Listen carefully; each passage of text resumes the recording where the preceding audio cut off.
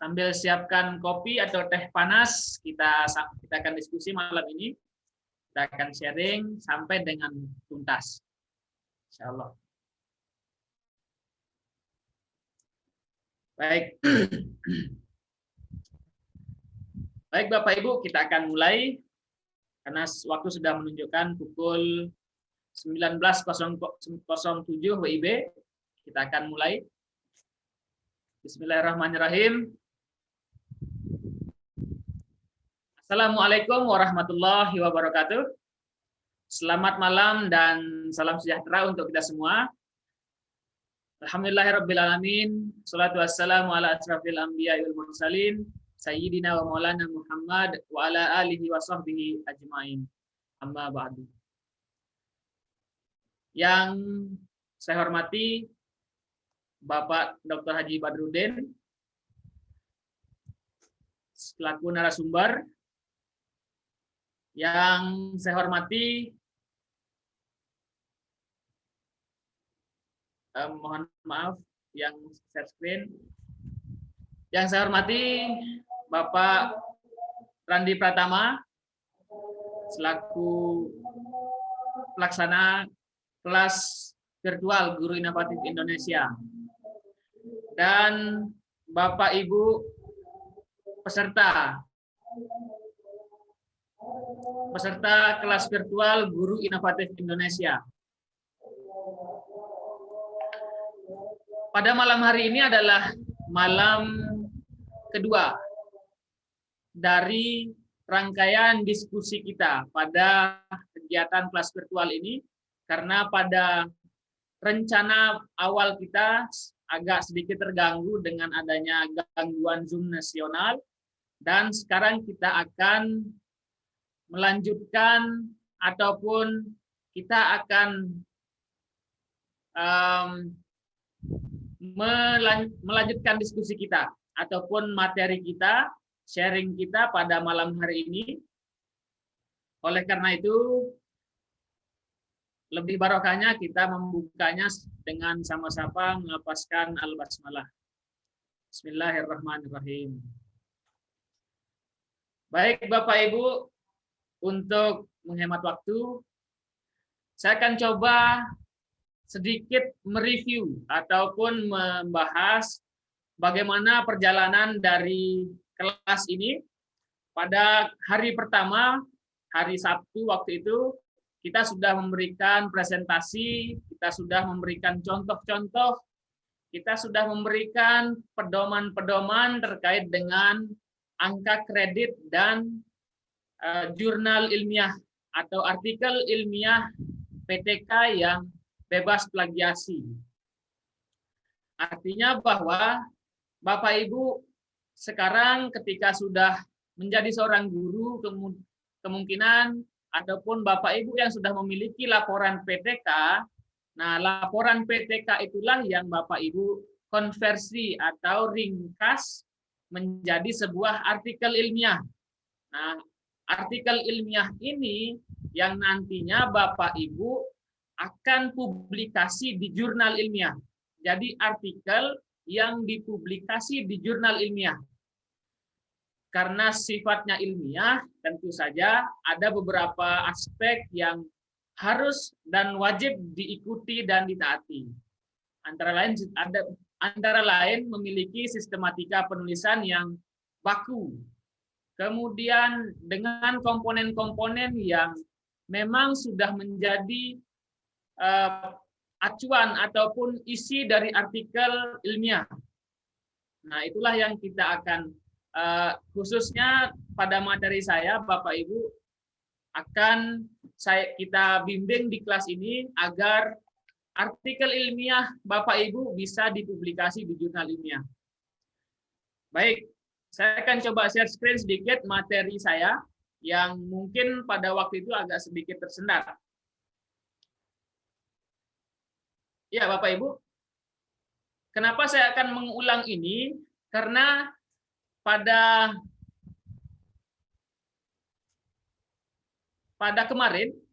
hari kemarin ada beberapa kami sudah fasilitasi untuk mengirimkan artikel yang rencananya kami publikasi pada bulan ini atau bulan depan, yang sifatnya kami gratiskan atau free charge atau tidak berbayar.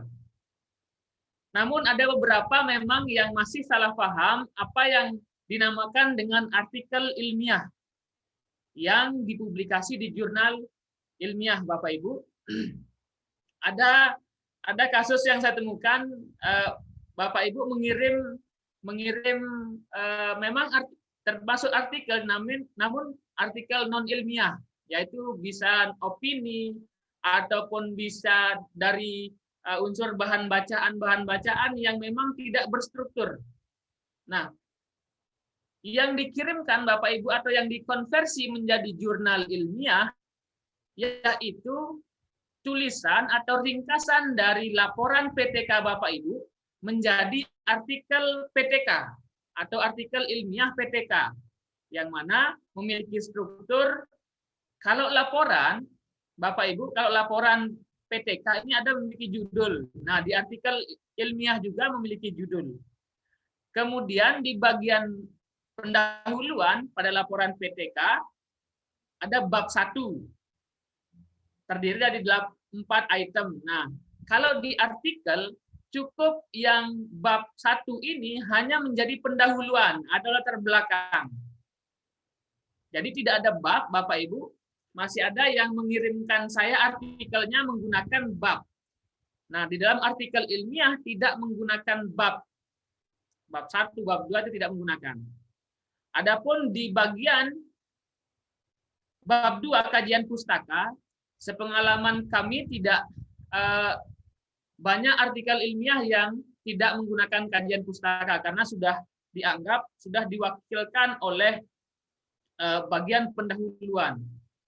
Nah, adapun di bab 3 di laporan PTK Bapak Ibu cukup dengan dituliskan metode penelitian. Yang 5 bagian ini diringkas hanya 1 paragraf saja. Dalam metode penelitian ini cukup 1 paragraf yang dijelaskan adalah metodenya apa, sekitar 1 kalimat, kemudian sumber datanya siapa, kemudian instrumennya apa, menggunakan apa, itu cukup. Jadi tidak perlu panjang-panjang lebar kalau di artikel, karena dalam artikel ilmiah itu cukup 10-15 halaman saja. Jadi bagaimana kita konversi, bagaimana kita press dari laporan PTK yang sekitar 50 halaman itu menjadi 10 halaman saja. Ya. Kemudian ada di bab 4, kemudian bab 5 dan sampai dengan lampiran. Dalam artikel PTK itu bab 4 ini cukup ditulis dengan hasil dan pembahasan saja. Jadi Bapak Ibu jelaskan nanti di artikel itu ringkasan dari hasil dan pembahasan di sini. Nah, supaya ringkas Bapak Ibu bisa menampilkan data-data itu berbentuk tabel, grafik ataupun diagram gitu. Jadi satu kesatuan, kemudian diberikan sedikit narasi ataupun penjelasan, sudah cukup. Namun memang dalam sebuah artikel PTK yang Bapak Ibu harus ketahui, bab 4 ini atau hasil dan pembahasan ini harus lebih banyak daripada pendahuluan atau latar belakang. Kadang ada beberapa Bapak Ibu yang mengirimkan kami artikel, pendahuluan itu banyak sekali atau latar belakang banyak sekali. Sedangkan hasil dan pembahasannya cuman beberapa paragraf itu terlihat aneh sekali. Jadi Bapak Ibu, artikel PTK, dalam sebuah artikel PTK atau artikel apapun, hasil dan pembahasan itu harus jauh lebih banyak daripada bagian-bagian yang lain. Kalau dipersenkan itu 60% itu harus dari hasil dan pembahasan. Jadi mungkin kalau 10 lembar artikel Bapak Ibu atau 15 lembar itu 6-7 lembar itu harus hasil dan pembahasan, bukan dari bagian yang lain. Oke. Kemudian ada bagian penutup. Nah, penutup ini ditulis kesimpulan di dalam sebuah artikel. Kemudian daftar pustaka sama, daftar pustaka itu sama. Yang harus diingat Bapak Ibu, ini agak banyak kasusnya.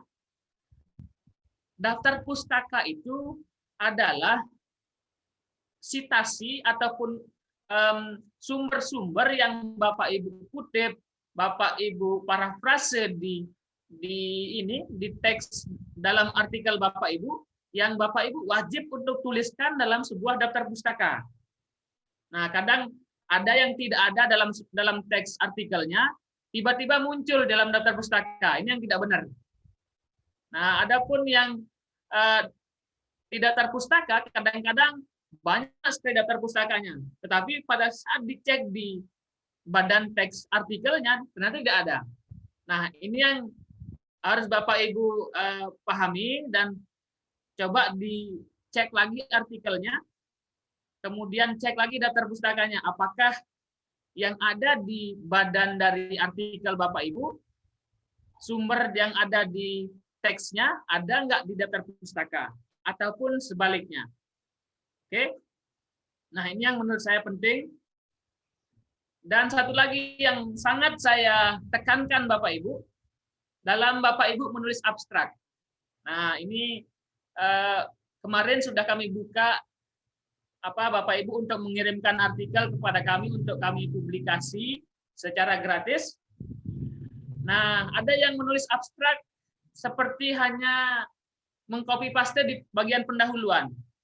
Padahal abstrak itu memiliki susunan ataupun komponen-komponen tersendiri. Yang antara lain Bapak Ibu harus perhatikan, abstrak itu memiliki isi yang tidak lebih dari 500 kata. Itu 500 kata itu dalam standar penulisan itu paling banyak.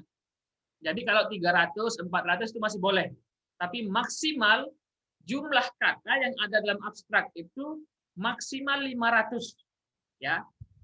Bisa dihitung di ketika Bapak Ibu blog itu sudah terlihat berapa kata. Nah, kemudian tidak ada singkatan-singkatan. Misalkan Bapak Ibu mau menuliskan dan itu harus lengkap. Dan enggak kita seperti tulis WA atau SMS disingkat-singkat. Itu harus full. Kemudian tidak ada sitasi ataupun referensi dalam abstrak. Oke. Nah, ini yang paling penting. Apa saja isinya dalam abstrak itu? Bapak Ibu perhatikan, dalam Bapak Ibu nulis abstrak yang wajib tercantum dalam abstrak Bapak Ibu yaitu tujuan penelitiannya. Ya. Tujuan penelitiannya apa? Misalkan tujuan penelitian ini yaitu untuk apa gitu kan? Untuk mendeskripsikan, untuk menjelaskan atau untuk memberikan gambaran, terserah apa tujuannya. Cukup satu kalimat saja atau dua kalimat, itu cukup. Lalu alasan. Nah, alasan ini memang kalau kita tekankan itu pentingnya. Apa sih manfaat atau pentingnya penelitian ini? Kenapa saya harus lakukan penelitian ini? Ini jawab dalam diri kita, dan memang itu ada di bagian pendahuluan. Dan itu harus ada di bagian abstrak ini. Kenapa penelitian ini penting untuk saya tulis atau saya teliti? Oke. Yang pertama tujuan, kemudian alasan pentingnya, kemudian metode. Nah, metode ini seperti tadi saya ungkapkan bahwa cukup ringkas saja bahwa metode yang digunakan ini adalah metodologi penelitian kualitatif dengan pendekatan atau menggunakan rumus apa, gitu. Sampelnya berapa, cukup. Tidak perlu panjang-panjang lebar. Kemudian ada hasil dan kesimpulan. Ini hasil dan kesimpulan ini sekitar 3 atau 4 kalimat itu dalam sebuah abstrak itu cukup.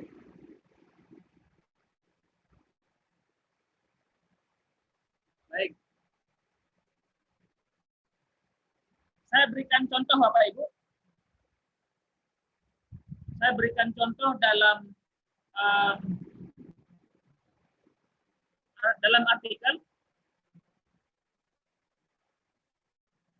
Nah, seperti yang saya share kemarin, Nah, seperti ini.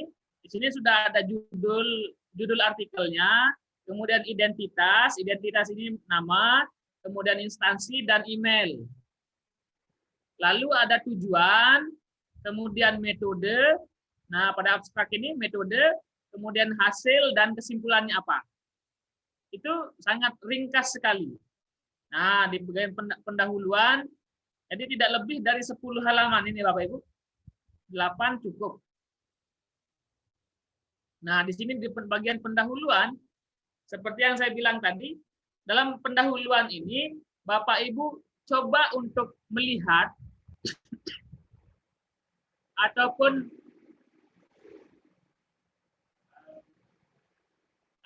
Bapak Ibu lihat penelitian-penelitian terdahulu atau sumber-sumber referensi yang menjadi acuan. Acuan Bapak Ibu dalam menulis artikel ataupun penelitian. Nah, kemudian Bapak Ibu bandingkan dengan hasil observasi ataupun hasil studi pendahuluan Bapak Ibu. Ini apa yang terjadi di sekolah sehingga kita atau di kelas sehingga kita bisa ataupun tertarik untuk menelitinya. Itu isi dari latar belakang ataupun pendahuluan. Nah, di bagian metode yang saya sampaikan tadi cukup di 1 paragraf atau 2 paragraf saja cukup. Nah, jadi yang dijelaskan itu metode penelitian ini adalah PTK, kemudian penelitian ini menggunakan berapa siklus, berapa subjeknya, dan siapa objeknya, itu sangat sudah cukup untuk dijelaskan pada bagian metode penelitian. Nah, lanjut di hasil pembahasan. Nah, hasil pembahasan ini seperti yang saya bilang, hasil dan pembahasan ini 60% dari keseluruhan jumlah halaman artikel penelitian kita. Ya, jadi harus lebih banyak hasil dan pembahasan ini daripada metode, gitu kan? Ataupun pendahuluan. Jangan sampai pendahuluan itu lebih banyak dari hasil dan pembahasan. Nah, Bapak Ibu jelaskan dalam bentuk grafik atau diagram, kemudian Bapak Ibu jelaskan dalam bentuk tabel, itu oke. Ya. Dan di akhir dari artikel Bapak Ibu itu disimpulkan apa kesimpulan dari artikelnya. Ya. Nah, kemudian perhatikan cara menulis daftar pustaka yang benar. Oke. Ini saya review sedikit saja, Bapak Ibu bisa lihat ataupun pelajari di contoh-contoh artikel ataupun materi yang sudah kita bahas pada hari pertama. Baik, saya coba kembali untuk share.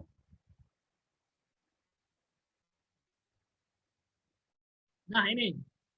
Nanti Bapak Ibu ketika Bapak Ibu kirim artikelnya, nah kami akan fasilitasi seperti ini. Jadi kami akan gabungkan di grup publikasi-publikasi. Nah, ini sudah ada beberapa yang sudah kirim. Saya berikan keterangan, file yang saya blok ini sudah saya terima dan kita akan lanjutkan ke tahap editing. Jadi ini sudah lolos tahap seleksi, tahap plagiasinya sudah, kemudian nah yang belum, Bapak Ibu yang masih revisi atau belum mengirimkan, kami tunggu sampai akhir Februari, insya Allah kita bisa publikasi di jurnal ilmiah. Nah, Bapak Ibu, jika memang Bapak Ibu masih dalam proses menulis, kami di lembaga ini selalu menunggu tulisan-tulisan Bapak Ibu dalam artikel ilmiah yang kita akan publikasi di beberapa jurnal yang kami miliki. Ada di jurnal ini Bapak Ibu.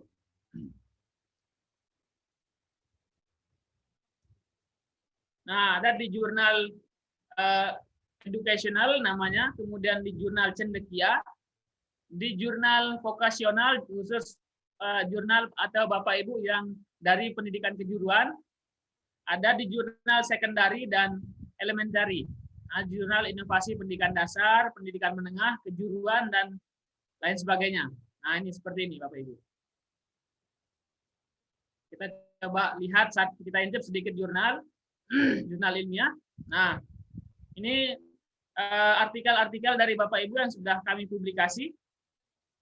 Ini ada beberapa identitas dari jurnal ini, baik dari online ISSN ataupun print ISSN-nya.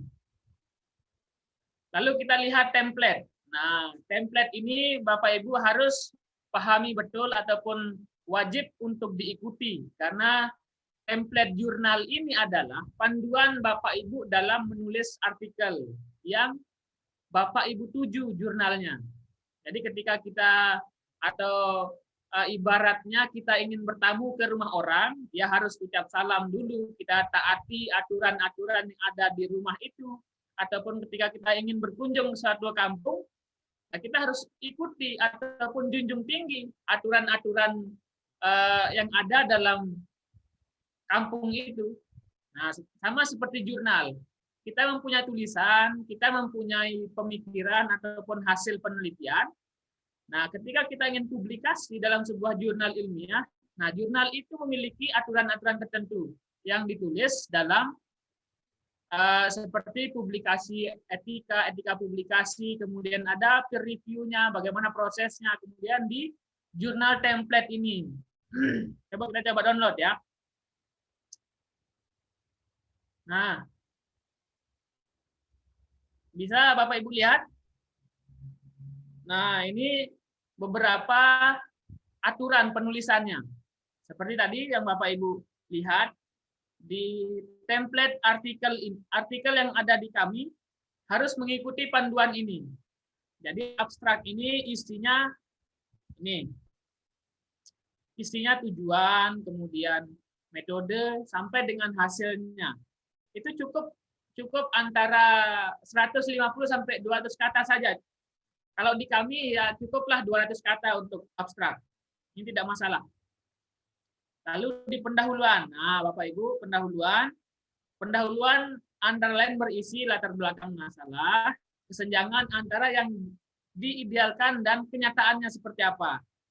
Nah, didukung oleh teori atau penelitian mutakhir yang relevan. Nah, Bapak Ibu, dalam menulis sebuah pendahuluan atau latar belakang ini jangan lupa teori ataupun penelitian-penelitian yang terbaru yang berkaitan dengan apa sih masalah yang kita teliti.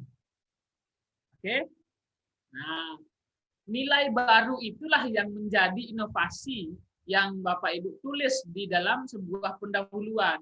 Jadi ketika kita membuat sebuah penelitian, kemudian kita tulis untuk publikasi, jelas di sana apa sih inovasi ataupun kebaruan atau ilmu baru yang didapat dari artikel kita. Kalau nggak ada ilmunya ataupun nggak ada hal yang baru, ngapain capek-capek untuk meneliti kan? Nah, itulah logikanya. Lalu di bagian metode. Nah, metode ini secara singkat saja Bapak Ibu jelaskan. Bagian metode harus ditulis singkat, padat, dan jelas. Oke. Cukup untuk menjelaskan apa metode yang digunakan, instrumennya apa, kemudian berapa subjek dan subjek objeknya siapa, kemudian sumber datanya apa, cukup. Ya. Di metode penelitian. Makanya dalam metode penelitian ini cukuplah satu paragraf seperti ini. Jadi tidak perlu panjang-panjang lebar. Nah, hasil dan pembahasan seperti yang saya jelaskan pada contohnya itu.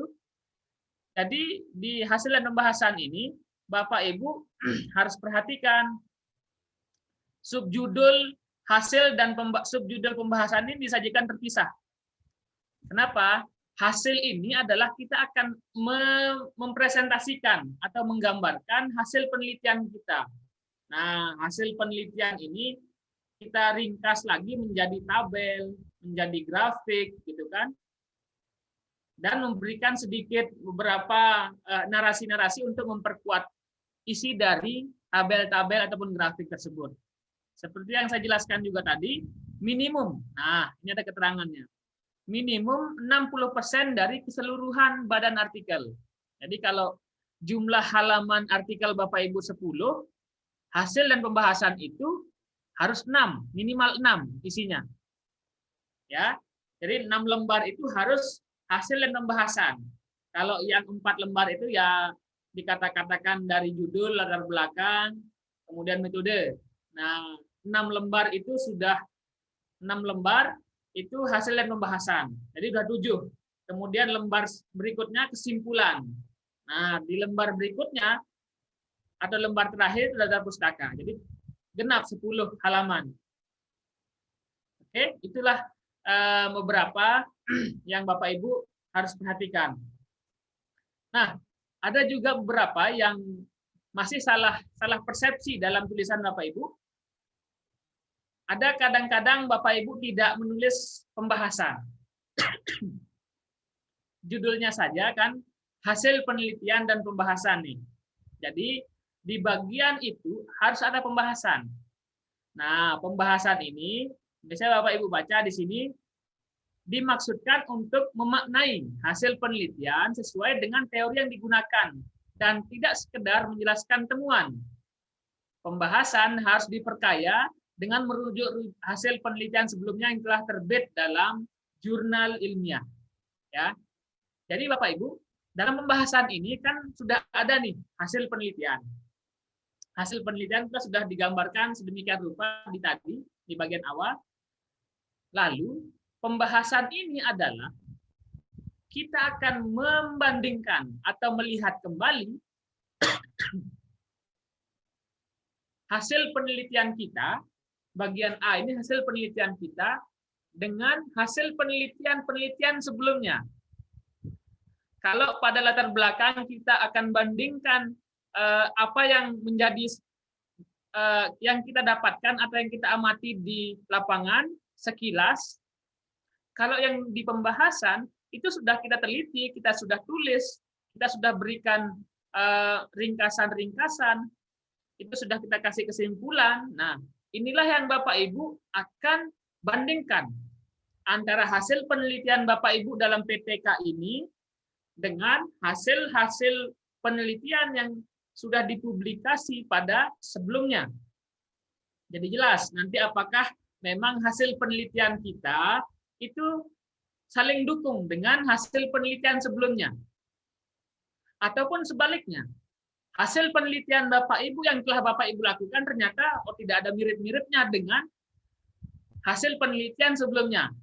Nah, jika memang tidak ada ataupun ada hubungannya, nah itulah yang Bapak Ibu kasih mengapa gitu kan. Oh ternyata dalam penelitian saya ini lebih fokus pada apa gitu kan. Ataupun pendekatan yang saya lakukan ini berbeda dengan hasil penelitian sebelumnya. Itu yang dibahas dalam sebuah pembahasan di artikel. Jadi harus, bukan harus lagi bagi saya, itu wajib di pembahasan ini. Ada beberapa hasil-hasil penelitian sebelumnya yang Bapak Ibu harus cantumkan dan bandingkan dengan hasil yang Bapak Ibu dapat di penelitian Bapak Ibu sendiri. Oke? Nah, ini di kesimpulan. Oke. Jadi kesimpulan Bapak Ibu perhatikan. Kesimpulan itu kadang kalau kita ulang saja atau kita ambil saja ringkasannya. Ringkasan dari artikel kita. Tetapi sebenarnya tidak seperti itu Bapak Ibu. Kesimpulan tidak sekedar mengulangi data, akan tetapi berupa substansi pemaknaan. Nah, jadi betul-betul apa sih yang menjadi substansi dari hasil yang kita dapat di sini? Kalau memang misalkan metode A itu berpengaruh ataupun memiliki efek terhadap hasil belajar misalkan. Nah, dalam kesimpulan itulah yang dibahas ataupun ambil intisarinya. Kenapa dia bisa berefek? Kenapa dia bisa berpengaruh? Oke, itu inti dari kesimpulan yang harus dibahas atau ditulis dalam sebuah kesimpulan. Jadi tidak hanya sekedar copy paste apa isinya dari hasil penelitian, Bapak Ibu pindahkan ke kesimpulan. Nah, jadi yang ditulis dalam kesimpulan itu adalah memang betul-betul dari intisari dari hasil penelitian Bapak Ibu. Oke, satu lagi yang sangat penting Bapak Ibu ketika menulis sebuah artikel ilmiah, perhatikan cara penulisan daftar pustaka. Ini yang paling sering saya temukan. judulnya bagus-bagus, sudah bagus dalam penulisan. Ternyata daftar pustakanya masih apa ya? Masih asal-asalan. Saya melihat memang ada sebuah budaya, kebiasaan kita menulis asal-asalan, tidak pernah ataupun jarang kita perhatikan aturan-aturan penulisan itu. Bapak Ibu, dalam sebuah pedoman, inilah pedoman, template itulah pedoman Bapak Ibu menulis. Jadi ketika Bapak Ibu menulis daftar pustaka, dalam sebuah karya tulis ilmiah itu memang harus betul-betul dan wajib Bapak Ibu ikuti apa isi sesungguhnya dalam sebuah aturan penulisan artikel ilmiah tersebut. Nah, daftar pustaka nih. Ada daftar pustaka dari buku. Ada daftar pustaka yang dari e-book misalkan. E-book, jurnal, buku, kemudian buku cetak sama e-book itu beda. Kemudian ada yang dari jurnal cetak, kemudian ada buku yang satu pengarang, buku yang diterjemahkan, buku dua pengarang, kemudian artikel jurnal yang online. Nah, artikel yang 3 penulis itu bagaimana penulisannya ada dalam aturan ini. Nah, dalam proceeding ini banyak sekali sebenarnya Bapak Ibu, dan ini tidak ditulis asal-asalan. Sama seperti oke lah, saya kasih contoh ini dari buku. Nanti Bapak Ibu bisa lihat template ini Bapak Ibu untuk melihatnya, bisa Bapak Ibu cek di jurnal kami, jurnal p4i.com. Nah, di situ ada beberapa. Ini yang tujuan kita akan publikasi. Nah, yang pertama Bapak Ibu. Nah, jadi jangan kebalik kebelah ataupun terbolak-balik ataupun kita tidak ikuti. Jadi ada makna-maknanya dalam penulisan daftar pustaka supaya seragam gitu kan. Kalau Bapak Ibu lebih lanjut untuk mempelajarinya, ada istilah atau penulisan daftar pustaka menggunakan standar APA misalkan, atau ada IEE. Itu ada beberapa pola-pola penulisan daftar pustaka yang dari jurnal-jurnal ataupun yang sudah bagus gitu kan, yang menjadi rujukan. Nah, yang pertama itu adalah ini. Atau Bapak Ibu bisa melihatnya dalam template jurnal ini, nanti akan kami bagikan di grup. Nah, ada beberapa banyak nih. Ada jenis buku, dari jurnal, dari website. Bapak Ibu bisa lihat di pedoman ini. Baik, itu sekitar 30 menit sudah kita lalui untuk penguatan dari materi saya terkait dengan penulisan artikel PTK yang bebas plagiasi. Nah, Bapak Ibu, untuk plagiasinya ini, untuk plagiasi memang Bapak Ibu bisa lakukan secara mandiri di situs-situs cek plagiasi. Tapi di kelas ini, ataupun ketika Bapak Ibu ingin mempublikasi jurnal, kami sudah menyiapkan software ataupun aplikasi yang bisa kita manfaatkan. Tinggal Bapak Ibu kirim artikel ke kami dengan format-format yang sudah ada, dengan aturan penulisan yang sudah ada.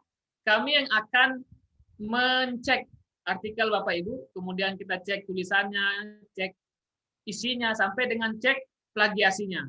Jadi kami sudah fasilitasi itu, tinggal Bapak Ibu menulis saja dah. Nah, kami yang akan mempublikasikannya nanti.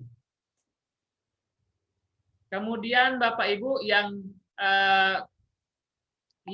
harus dipahami adalah di kelas ini kita akan terus berlanjut ataupun kita akan terus membimbing Bapak Ibu khusus untuk pengembangan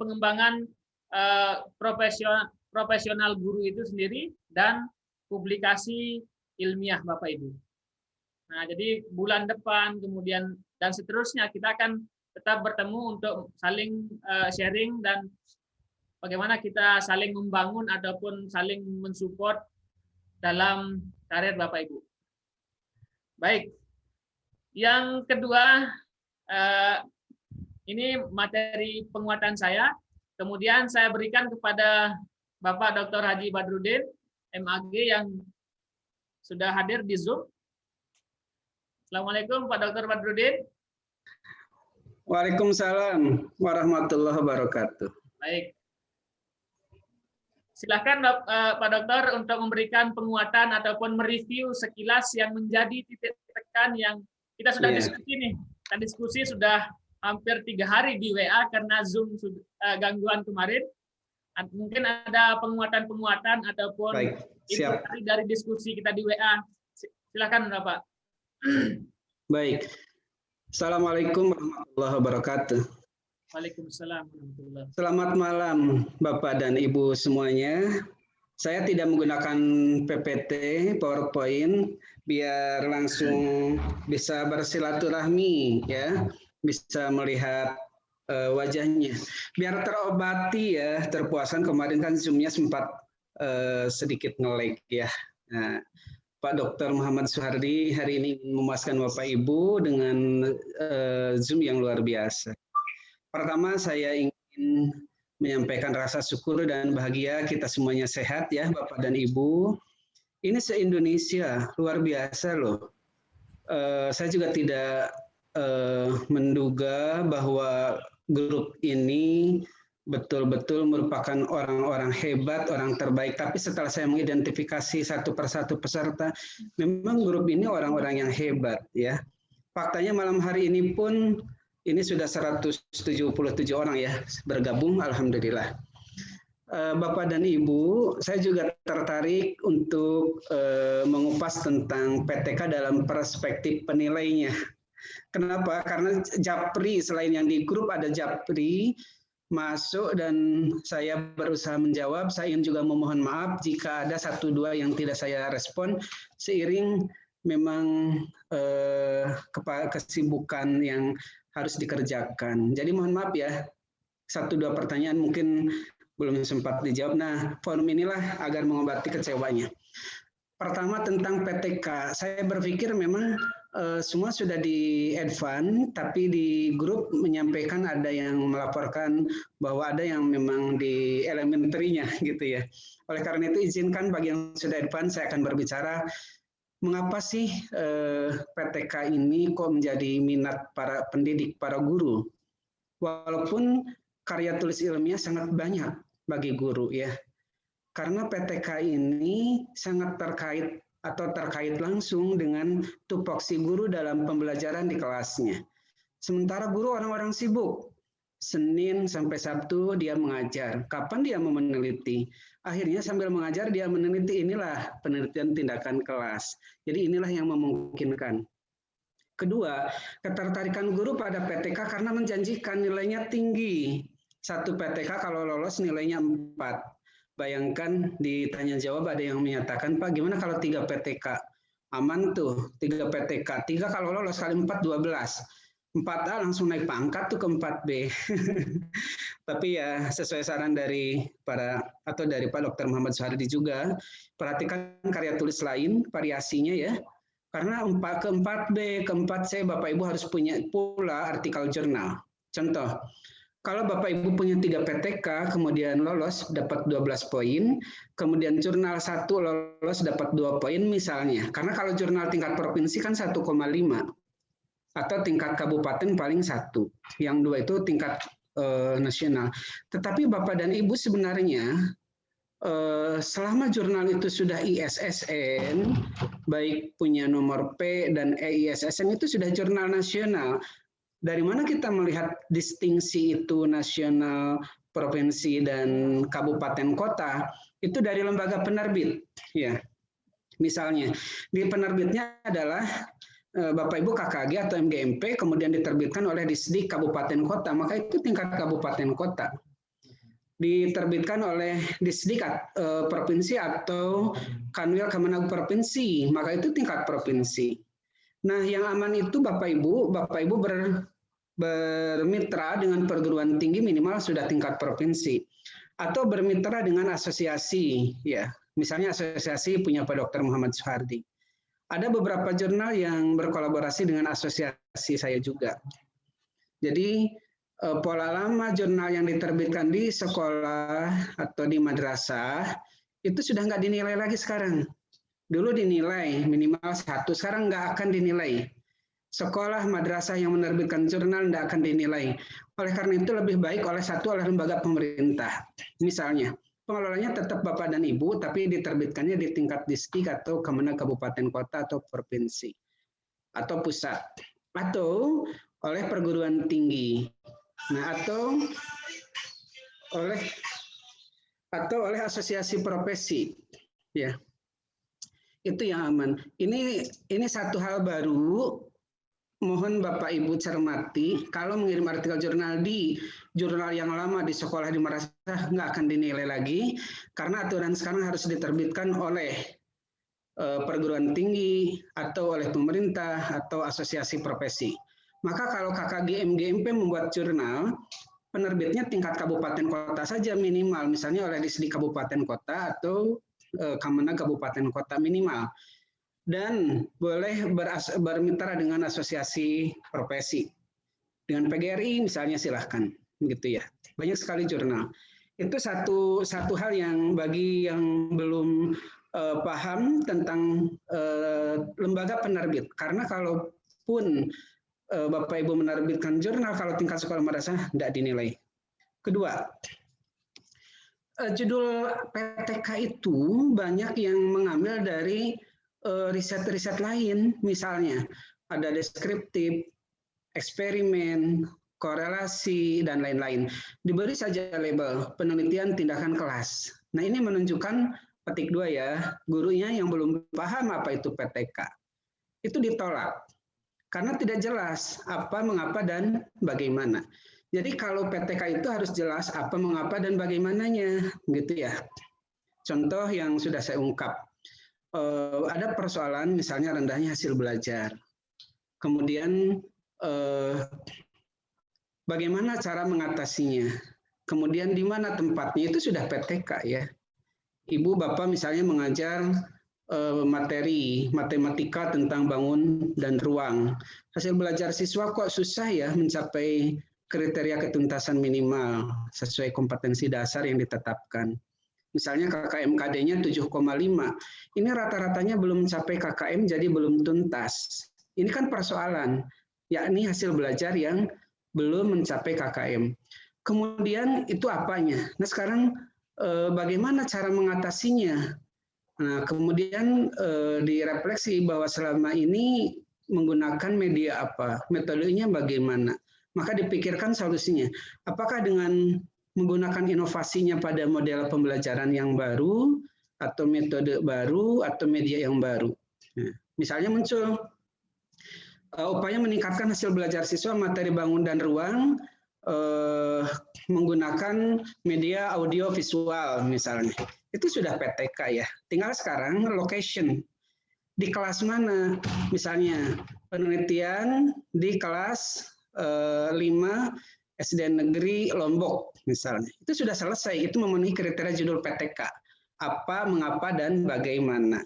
Nah, di poin judul saja banyak yang ditolak karena ada judul seperti misalnya deskriptif, misalnya skripsi yang S1, tesis S2 gitu. Itu bukan PTK, diklaim oleh guru penelitian tindakan kelas. Itu pasti ditolak karena tidak jelas judulnya. Nah, kalau judulnya tidak jelas, Bapak Ibu, PTK itu langsung nilainya 0, perspektif penilai ini, dan langsung diberi kode penolakan, ya, penolakannya 7A. Nah, kalau 7A itu masuk ke keranjang sampah, Bapak Ibu, jangan lagi berpikir perbaikan, gitu, langsung dibuang oleh penilai itu. Jadi tidak ada surat ke guru mohon diperbaiki misalnya. Enggak begitu, langsung 0 aja, gitu. Itu. Kemudian yang kedua, disebut PTK tapi di dalamnya laporan pembelajaran biasa. Ini banyak yang begini. Misalnya dia 3 siklus, tetapi di satu siklusnya dia hanya 1 pertemuan. Rukun PTK-nya iya, oke. Perencanaan, tindakan, observasi, refleksi. Siklus kedua begitu, siklus ketiga begitu. Itu pun ditolak. Kenapa? Penelitian tindakan kelas itu dalam kegiatan yang seperti itu tidak menunjukkan adanya pembaharuan dari kegiatan yang biasa dilakukan. Tahapan dalam siklus sama dengan tahapan pembelajaran biasa, gitu ya. Jadi ditolak. Memangnya kenapa? PTK itu bukan pembelajaran biasa, Bapak dan Ibu, tetapi merupakan proses mencoba dan menganalisis metode baru yang diutamakan bukan hanya hasil tapi prosesnya. Oleh karena itu, berbicara tentang proses, akhirnya sampai pada formulasi. Satu siklus itu minimal 2 pertemuan. Sebagai contoh, kita menggunakan model pembelajaran cooperative learning tipe STAD misalnya ya. Nah, kalau pembelajaran biasa, satu pertemuan itu sampai ke post-test selesai. Tetapi kalau model baru, metode baru, itu satu pertemuan itu baru menyelesaikan proses diskusi gitu, belum sampai ke post-test. Kan pertemuannya butuh lanjutan, dilakukanlah pertemuan kedua, tapi masih di siklus ke-1. Mengapa demikian? Karena kita ingin menguatkan proses, gitu ya. Jadi bukan hanya mengejar hasil gitu. Nah, kalau ada ini umum yang saya temukan umumnya adalah ada PTK yang 2 atau 3 siklus, tapi satu siklusnya hanya satu pertemuan, itu ditolak. Ya, kalau penilai punya rumus 7B gitu ya. Kemudian yang ketiga adalah metode penelitian belum mengemukakan tahapan dalam tiap siklus dan indikator dengan jelas. Jadi ini ditengarai karena mohon maaf ada yang belum paham PTK gitu loh. Jadi tidak jelas siklus 1, siklus 2, kemudian tindakan tiap siklusnya tidak ada. Oleh karena itu di grup muncul pertanyaan, Pak, bagaimana sebenarnya susunan dalam PTK itu? Kita bagi ada 3 bagian PTK itu. Ada bagian awal, bagian isi, dan bagian penunjang. Bagian awal itu ada halaman judul, kemudian lembar persetujuan, ya guru, kemudian disetujui oleh kepala. Ada kata pengantar, ya itu harus ada. Daftar isi, daftar tabel, daftar gambar, dan lampiran, daftar lampiran serta abstrak atau ringkasan. Nah biasanya di bagian awal ini masuk halaman pengesahan. Nah ini di poin ini harus diperhatikan. Mengapa? Tidak ada satu halaman pengesahan saja PTK ditolak, padahal PTK-nya bagus. Ini menunjukkan betapa di sini marwah atau wibawa kepala sekolah, kepala madrasah itu luar biasa. Bapak Ibu yang PTK-nya bagus, tapi tidak ada pengesahan kepala sekolah, ditolak, gitu ya. Ditolaknya karena tidak ada pengesahan. Nah, kalau yang buat PTK guru, maka tanda tangannya guru mengesahkan kepala sekolah atau kepala madrasah dan harus setempel basah gitu ya. Jadi kalau mengajukan kenaikan pangkat, fotokopinya buat arsip yang diserahkan yang asli gitu, yang dibalik karena harus setempel basah. Lah kalau sudah tidak setempel basah ya harus dilegalisir begitu ya.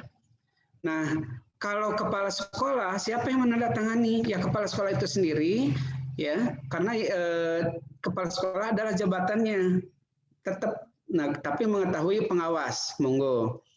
Kemudian untuk bagian isi kita bagi ada bab pendahuluan, minimalnya ada latar belakang masalah, rumusan masalah, tujuan dan manfaat.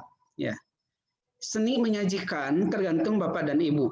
Ya, tadi Pak Dr. Muhammad Sardi nampaknya menawarkan ada template ya. Nah di LBM pun sebenarnya bagi para pemula bisa kita pastikan sukses dengan adanya template. Membuat LBM, rumusan masalah, tujuan, dan manfaat. Kemudian bab 2.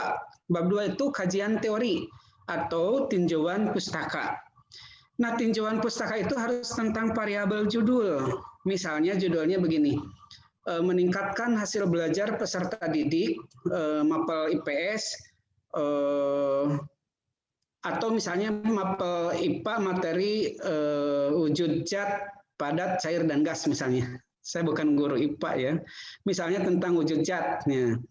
Kemudian menggunakan metodenya diskusi misalnya. Nah seperti itu. Nah, berarti di tinjauan pustaka atau di kajian teori berarti tadi ada variabel misalnya mapel IPA wujud materi wujud zat. Berarti ada tentang materi wujud zat gitu. Kemudian ada variabel judul menggunakan metode diskusi, maka harus ada metode diskusi. Nah, untuk metode diskusi itu berarti indikator materinya harus pengertian, kemudian keunggulan dan kelemahan metode diskusi, terus langkah-langkah penerapan metode diskusi minimal seperti itu. Untuk meningkatkan hasil belajar peserta didik. Nah, nanti ada kajian tentang pengertian, jenis, dan indikator hasil belajar. Hasil belajar itu ada 3, kognitif, afektif, dan psikomotor. Itulah kajian pustaka. Jadi tinjauan pustaka atau kajian teori itu tentang variabel judul. Nah, bab 3 metode penelitian.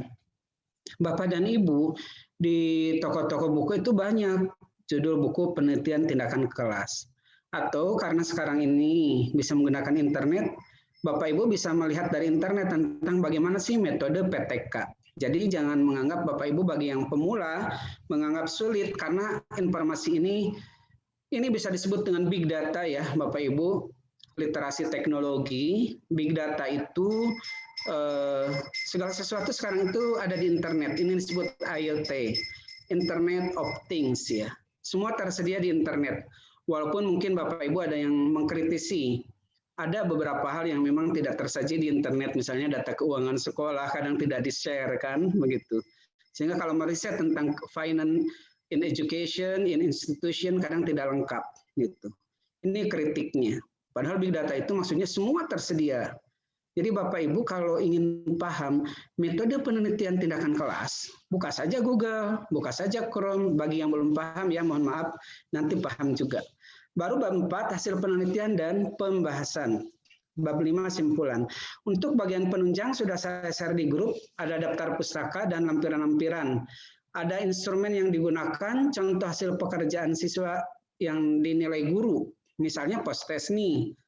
Post-test itu ada 40 peserta didik. Dinilai tebel dong 40 halaman, nggak usah semua, ambil 3 saja. Nilai mewakili nilai tertinggi, nilai yang sedang, dan nilai yang rendah. Ada nilai yang 8, ada yang 7, yang 6.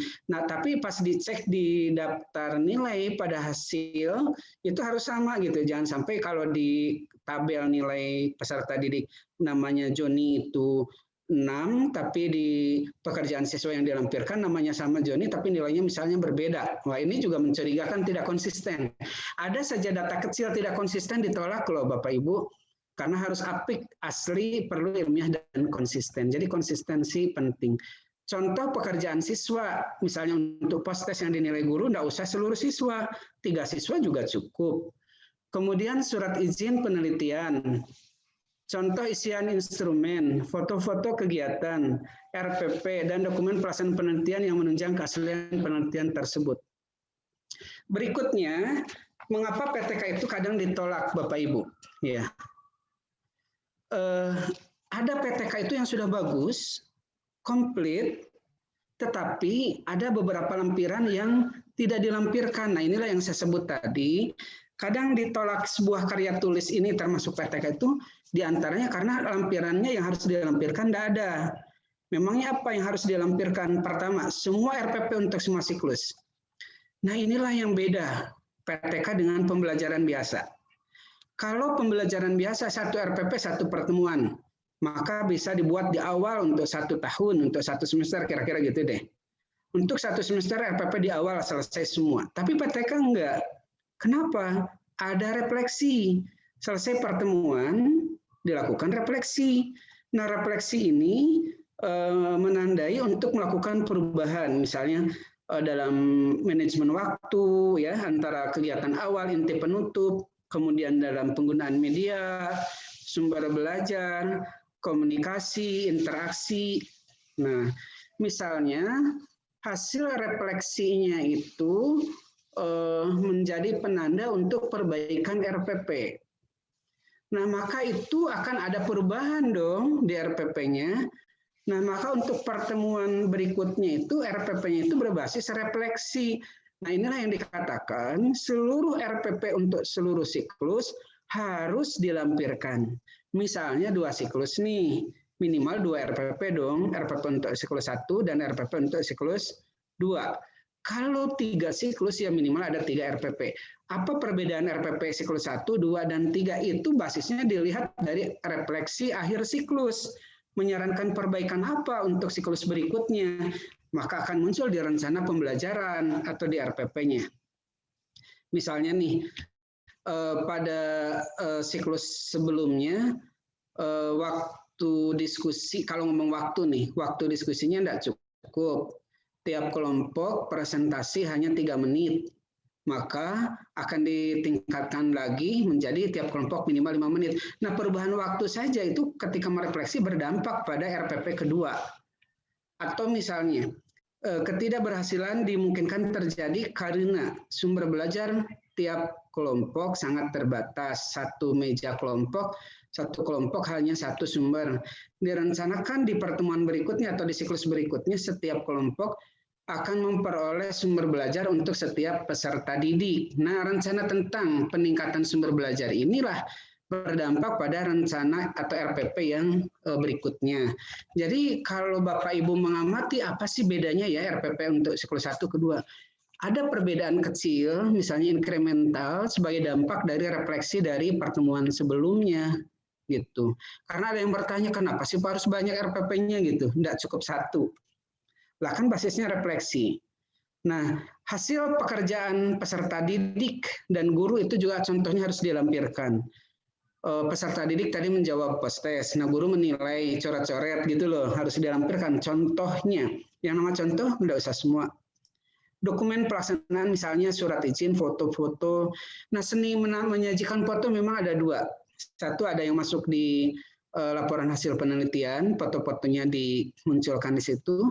Ada juga foto-fotonya yang dilampirkan. Selama ini kalau penilai tidak mempermasalahkan, yang penting ada foto-foto pembelajaran. Menarik sebenarnya bicara foto pun, karena penilai itu suka melihat, di pertemuan atau di siklus pertama foto peserta didiknya misalnya bagaimana. Oh, yang sedang berdiskusi itu ada 4 kelompok misalnya ya. 4 kelompok. Kemudian sampai cara duduk, bajunya juga diamati. Kok di pertemuan kedua fotonya sama gitu. Diklaim ini adalah siklus kedua. Nah, hal-hal yang kecil seperti ini juga harus diperhatikan. Kemudian daftar hadir ya. Daftar hadir untuk semua pertemuan. Daftar hadir peserta didik itu harus ada di setiap pertemuannya. Nah, aneh nih di sini aneh. Kalau ada guru yang tidak tahu nama peserta didik, contoh begini codingnya. Nomor 1 ya. Jadi kode peserta didiknya hanya coding peserta didik nomor 1. Kemudian tidak ada nama ya, langsung misalnya kelas langsung nilai. Lah, seandainya kalau guru itu kan tahu nama-nama muridnya. Ini yang aneh tuh, ada PTK yang gurunya kok enggak pernah memunculkan nama murid gitu. Masa sih guru nggak kenal nama murid? Nah, ini mohon dihindari. Karena kalau mengajar itu kan ada absensi, berarti daftar hadir peserta didik itu ada nomor urut, nomor induk siswa, nama siswa misalnya, kemudian tanda tangan. Saya mencermati tanda tangan juga sering menjadi sumber masalah. Karena penilai itu paham, Bapak Ibu juga paham lah kalau urusan tanda tangan ya. Kok 10 murid, 20 murid, 30 murid, kok tanda tangannya sama gitu. Bentuknya itu, oret-oretnya itu gimana gitu. Kalau kayak RR semua yang mendominasi. Susah loh memalsukan tanda tangan itu. Ada yang jago enggak? Nah, ini masalah tanda tangan juga. Ini persoalan konsisten. Ini hasil penelitian atau bohong-bohongan sih gitu. Maka kalau benar-benar penelitian, apiklah di setiap pertemuan ada daftar hadir peserta didik. Hanya mungkin karena sekarang musim pandemi, ini gimana ya daftar hadirnya? Bisa nggak siswa buat tanda tangan digital? Kalau saya menghadapi para mahasiswa bisa, nggak tahu ya kalau siswa SD, SMP, SMA. Ya mungkin kalau memang nggak bisa tanda tangan digital, nggak apa-apa kali ya, nggak ada tanda tangannya. Jadi cukup centang saja dari guru gitu menandai hadir. Hadirnya oleh guru dinyatakan hadirnya centang, yang tidak hadir misalnya disilang gitu ya. Atau pakai kolom sakit izin apa, kemudian di setiap kolomnya kasih centang. Kalau hadir ada kolom hadir, kemudian kolom sakit izin apa misalnya begitu. Disiasati deh. Apalagi anak-anak SD kan susah dia nggak ngerti, suruh buat tanda tangan digital. Kemudian surat pernyataan dari kepala sekolah mengenai berita acara seminar. Ini penting Bapak dan Ibu ya. Masya Allah. Ini tanda surat berita acara seminar. Pernyataan dari kepala sekolah mengenai berita acara seminar. Itu penting. Ada berita acara seminar, kemudian daftar hadir seminar, foto-foto seminar, notulensi seminar. Waktu di grup saya cuma menjawab berita acara sama daftar hadir seminar, tapi harus juga ada notulensi, catatan hasil seminar. Ya, saya pernah menghadiri seminar hasil PTK di Bali. Itu setiap guru itu satu guru membuat spanduknya gitu. Jadi dia seminar benar, jadi dia buat spanduk. Memang biayanya tinggi. Tapi Bapak dan Ibu di era digital sekarang ini, Bapak Ibu kan nggak usah buat spanduk beneran, pakai player saja seperti kegiatan kita hari ini kan, pakai player di share video itu di screenshot atau di copy paste kan begitu ya. Jadi kalau benar buat banner sebenarnya kan mahal juga, tapi kan dengan teknologi ini kita buat flyer spanduknya ya. Apalagi kalau seminar hasilnya itu melalui Zoom seperti ini, Bapak dan Ibu. Ya, jadi boleh kalau musim pandemi ya seminar hasilnya begini, pakai media Zoom-nya gitu ya. Kemudian foto-fotonya ya ini kan di Zoom ini kan hadir Bapak Ibu pesertanya, nanti kita screenshot saja ya, atau di foto pakai laptop kan bisa. Jadi kan ada pertanyaan, gimana PTK masa pandemi? Ya bisa lah, hanya observer. Biasanya kalau tatap muka kan masuk ruang kelas. Kalau seperti ini Zoom begini masuk platform, ikut Zoom meeting observernya gitu. Pastikan seluruh peserta didiknya on cam ya. Kalau tidak on cam, bagaimana observer melihat gerak-gerik peserta didik ya, aktivitasnya dan lain-lain. Jadi dibuat skenario dan tata tertibnya secara detail. Jadi bisa ya PTK di masa pandemi menggunakan platform Zoom meeting atau Google Meet ya bisa lah gitu ya. Bahkan mungkin judul-judulnya sudah bernuansa pandemi ya. Medianya sudah media berbasis IT atau teknologi, itu penawarannya atau platform tertentu boleh jadi ya. Kemudian yang berikutnya adalah tentang seminar. Nah, seminar ini mengundang minimal 3 sekolah di sekitarnya dengan jumlah peserta minimal 15 orang. Jadi berapa banyak peserta seminar? 15 orang minimal. Dari berapa? 3 sekolah. Ya. Tapi ada exception, pengecualian untuk daerah 3T dan PLN, LN itu luar negeri ya. Dan memenuhi segala kelengkapan kegiatan seminar. Jadi kalau untuk daerah 3T itu misalnya nggak dapat tuh 3 sekolah. Kalaupun 3 sekolah ada, susah cari 15 guru, nggak apa-apa, itu dikecualikan. Kemudian kelengkapan kegiatan seminar lainnya yaitu surat keterangan dari kepala sekolah atau panitia seminar, kemudian berita acara seminar, daftar hadir, notulen seminar, dan persyaratan lain yang sesuai dengan aturan. Kalau saya sederhanakan Bapak Ibu, umumnya PTK itu gagal ditolak itu karena apa saja? Satu, judulnya nggak jelas. Nggak jelas itu riset eksperimen, riset deskriptif, riset korelasi, diklaim menjadi PTK, maka langsung ditolak. Mending saja dia klaim sebagai riset deskriptif, itu juga dinilai kok, atau eksperimen itu juga dinilai. Hanya yang deskriptif, eksperimen, dan korelasi juga cenderung banyak yang ditolak karena temuannya adalah mirip skripsi atau tesis. Kok bisa ketahuan ya? Adalah cara-caranya gitu ya. Jadi sebenarnya kalau memang riset guru itu deskriptif, eksperimen, korelasi, itu harus tentang pembelajaran di ruang kelasnya pula. Ada contoh judul yang menghubungkan pendidikan di dalam keluarga, pengaruhnya terhadap hasil belajar peserta didik pada materi titik-titik di sekolah. Itu ditolak karena bukan upaya guru, itu hasil belajar di masyarakat, ya, di lembaga pendidikan non formal, di keluarga sebagai informal. Dilihat korelasi dan hubungan atau pengaruhnya dengan hasil belajar di ruang kelas, ditolak karena bukan kinerja guru. Jadi riset-riset guru maupun baik deskriptif atau eksperimen atau korelasi atau lainnya gitu, apalagi PTK tentu ya, itu harus tentang tupoksinya, harus tentang pembelajaran di ruang kelasnya. Nah, inilah yang sering terjadi dengan judul. Jadi banyak judul yang tidak jelas itu PTK, diklaim PTK. Kedua, PTK sering ditolak umumnya adalah karena siklus. Jadi siklusnya itu harus terpenuhi minimal 2 siklus, tiap siklus minimal 2 pertemuan, tiap pertemuan memenuhi rukun perencanaan, tindakan, observasi, refleksi.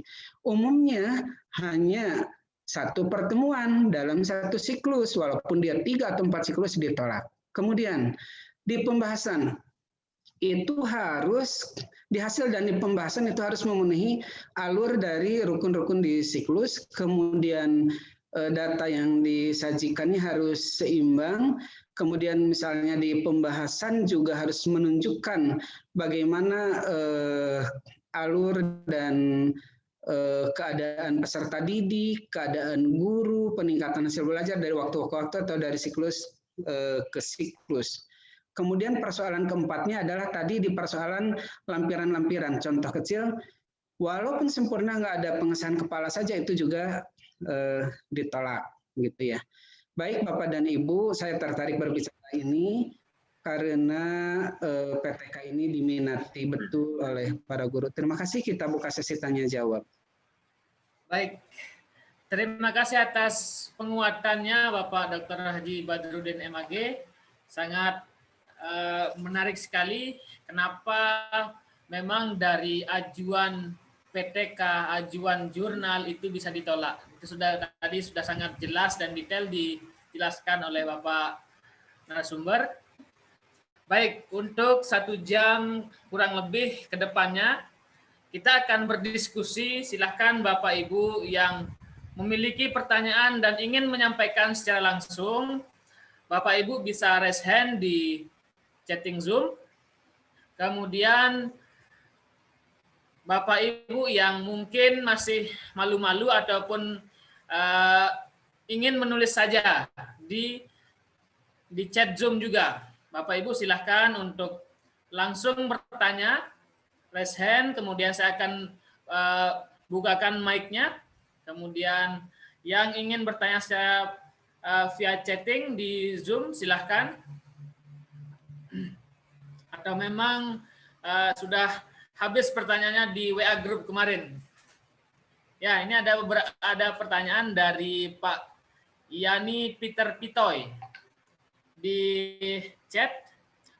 Untuk daftar hadir, apa wajib dilampirkan? Di buku 4 ketentuan ini tidak ada, tetapi di buku 5 memang dicantumkan sebagai bagian dari lampiran.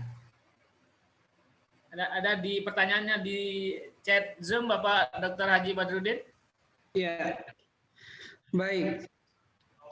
Sebenarnya penilai itu cukup bijak ya umumnya. Jadi kalau hanya persoalan daftar hadir, kalau yang lainnya sudah perfect, kadang dikasih nilai saja gitu. Tapi karena Bapak Ibu ini majelis ilmu ilmiah, lebih baik Ibu melengkapi daftar hadir, karena apa susahnya sih membuat daftar hadir gitu. Dan ini juga menjadi alat ukur berapa pertemuan. Kalau 4 pertemuan dalam 2 siklus berarti ada 4 kali daftar hadir. Sekalian saya menambahkan materi tadi, refleksi itu menjadi sesuatu yang sangat penting.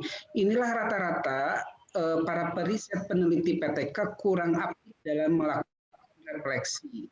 Padahal refleksi itu guru tune in atau melihat ke dalam dirinya ya. Pandai-pandailah dia merefleksi. Mengapa sih hasil belajar kok belum tercapai?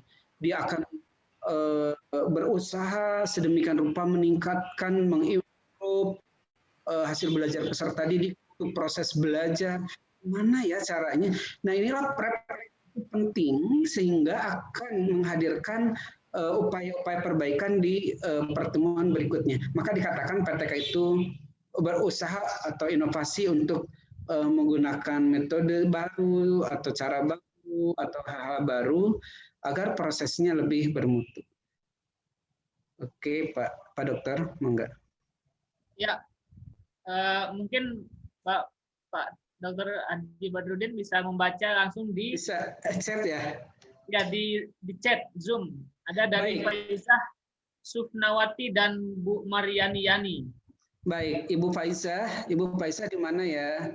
Dan Ibu Mariani dari Lampung, kalau Ibu Faizah di mana? Jadi 3D ke 4A. Jadi Bapak dan Ibu, prinsipnya yang penting AKK terpenuhi. AKK itu angka kebutuhan kredit, ya.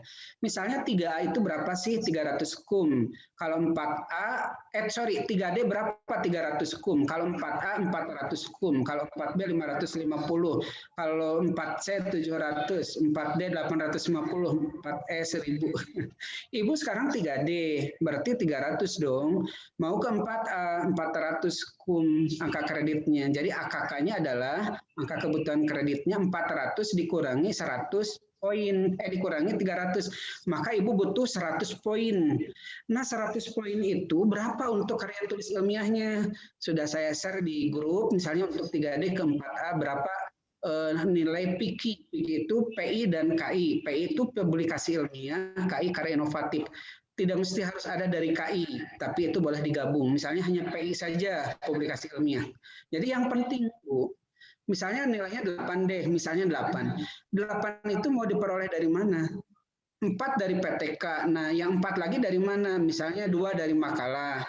Kemudian 2 dari jurnal nasional, tercapai dong 8 gitu. Jadi tidak mesti dari satu macam. Hanya kalau memilih diktat itu satu semester 0,5 modul sama dengan diktat 0,5, jadi kecil. Walaupun tebal, banyak yang ditolak pula modul dan diktat ini. Kenapa ya ditolak? Rukunnya itu loh, kayak ringkasan atau kayak buku. Padahal diktat dan modul itu bahan baku sebelum jadi sumber, sebelum jadi buku. Harus diperhatikan rukun-rukunnya, dan di buku 4, di buku 5 itu bisa dibaca bagaimana sih cara membuat rukunnya. Rukun diktat saya bilangnya rukunnya, mohon maaf Bapak Ibu boleh bilang komponen atau unsur. Diktat itu bagaimana, modul itu bagaimana. Berarti kalau satu semester hanya boleh satu modul atau satu diktat. Nah, 0,5 dan 0,5 itu berarti poin 1 dong. Jadi bukan pada persoalan harus banyaknya itu loh. Yang penting memenuhi syaratnya itu. Taruhlah ingin poin 12, tadi ada yang bicara, Pak, 3 PTK aman. Iya kalau lolos. PD aja lagi, oke. Tapi jangan PDPG ya. Kalau orang Bandung PDPG itu apa? PD itu percaya diri. Kalau PG padahal goreng karya tulisnya, begitu ya, begitu. Nah, jadi begitu ya Ibu Faizah. Yang penting itu kumnya terpenuhi gitu. Mohon maaf ada yang melampirkan RPP, jangan. Apalagi kalau untuk ke pusat. RPP tidak dinilai. Karena menyatakan pembelajaran itu cukup surat keterangan dari kepala sekolah atau kepala madrasah. Jadi ada penilaian pelaksanaan pembelajaran kan, surat keterangan pelaksanaan pembelajaran itu apa? Pernyataan mutlak atau apa? Lupa lagi nih. Nah, itu cukup kan semester misalnya 2019, 2020, 2020, 2021 semester ganjil genap. Nah, itu kan ada para kepala. Nah, itu kan pernyataan melaksanakan tugas itu wewenang otoritas kepala. Jadi nggak mesti melampirkan RPP. Kalau ke pusat itu nggak perlu. Memang di kabupaten kota ada yang meminta ya, begitu ya. Padahal SPJM, SKTM, surat keterangan melaksanakan tugas itu, SKMT. Nah, itu justru yang terpenting, surat keterangan melaksanakan tugas. Kasihan guru-guru motokopi RPP itu mahal ya, tebal gitu. Jadi cukup SKMT. Nah, saya lanjut. Bolehkah PTK 3 atau 4 tahun lalu kita buat artikel? Boleh. Ya, asal belum ya artinya kan ya asal tahun. Kalau saya bicara tahun, Ibu dan Bapak nih SK 3D-nya adalah 2018. Nah, kemudian sekarang di 2020 punya 3 PTK, kemudian dibuat artikel, monggo. Yang penting artikelnya ini berarti setelah 2018, karena akan dilihat jurnalnya. Nah, jurnal itu nanti akan dicek ISSN-nya, terdaftar tidak di LIPI, karena yang mengeluarkan nomor ISSN itu LIPI. Apakah abal-abal atau tidak ya. Kalau jurnalnya punya Pak Dr. Muhammad Soehardi itu the best ya. Pasti aman ya terdaftar di LIPI karena yang mengeluarkan nomor ISSN itu LIPI.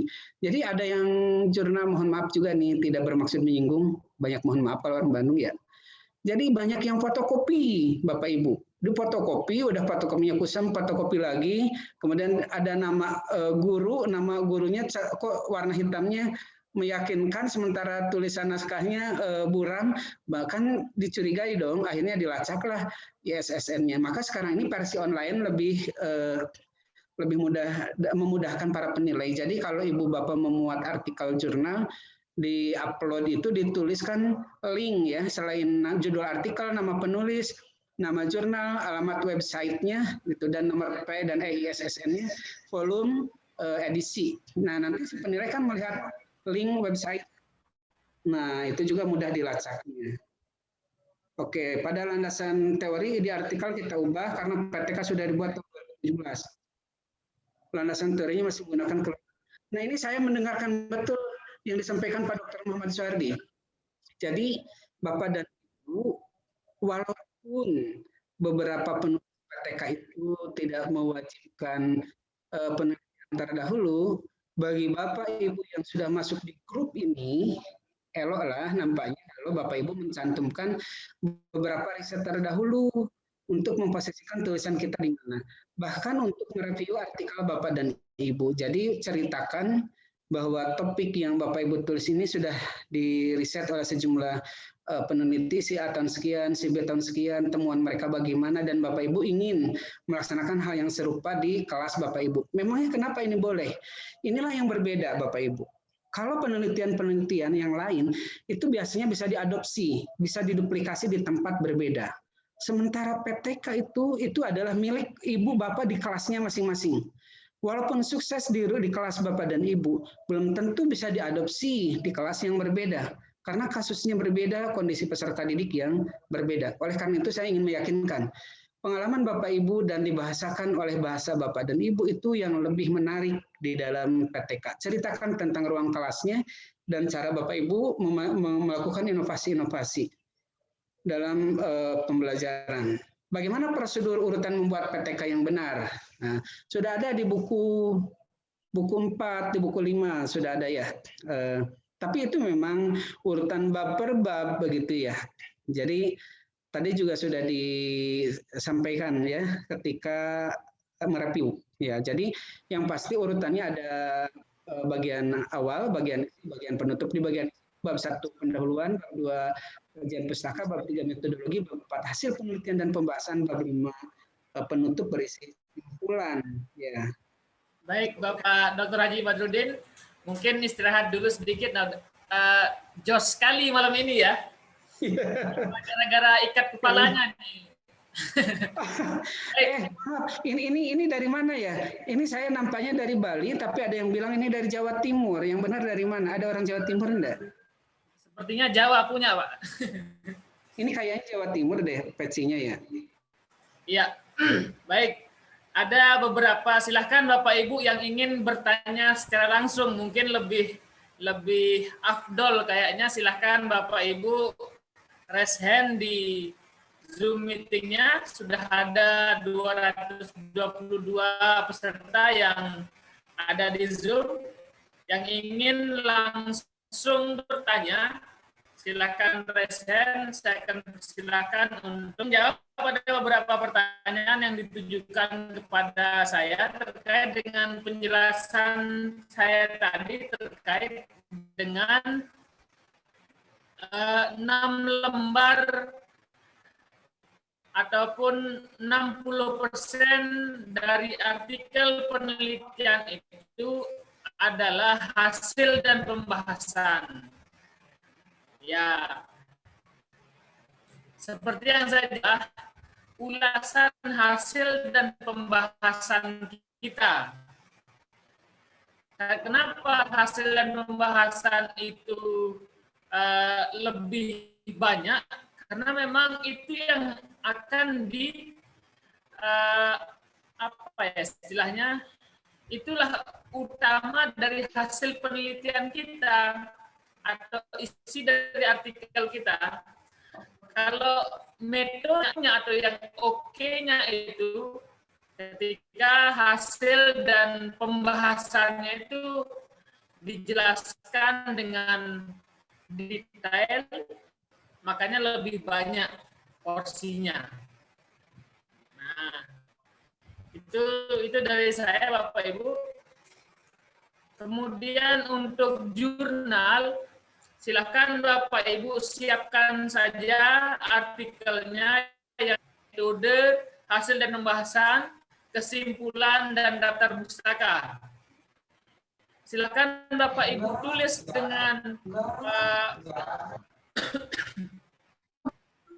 tulis dengan sebaik-baiknya dengan kaidah karya tulis ilmiah yang ada.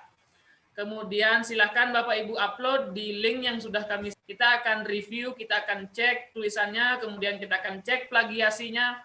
Nah, barulah kita akan lanjut ke tahap editing ke jurnal sampai dengan publikasi. Baik Bapak Ibu, ada yang sudah bertanya secara langsung, angkat tangan. Ibu Nina Gantina Kustian. Silakan Ibu Nina. Udah masuk ya? Sudah. Ya. Assalamualaikum warahmatullahi wabarakatuh. Waalaikumsalam. Begini, pertama-tama saya bersyukur ya, alhamdulillah karena bisa bergabung di grup ini. Kemudian juga sudah banyak sertifikat yang saya masukkan ke Dupak pada waktu kemarin, kalau nggak salah bulan November ya, ada pengisian Dupak.